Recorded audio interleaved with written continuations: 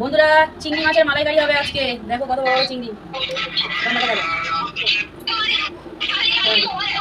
পোস্ত আর চাল মগজ বাটা হচ্ছে বন্ধুরা, চিংড়ি মাছের মালাইকারি হবে। দেখতেই পাচ্ছ, দেখো।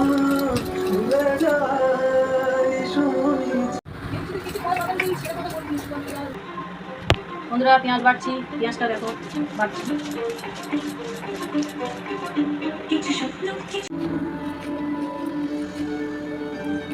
বন্ধুরা, টমেটো কষছি, প্রায় রেডি হয়ে গেছে। এবার রান্নাটা বসাবো। কড়াই তেল দিয়ে দিয়েছি, দেখতে পাচ্ছ চিংড়ি মাছগুলো ভাজা হয়ে গেছে প্রায়। এবারে একে একে সব চিংড়ি তুলে নেব। তুলে নেওয়া হয়ে গেছে, দেখতেই পাচ্ছ যে।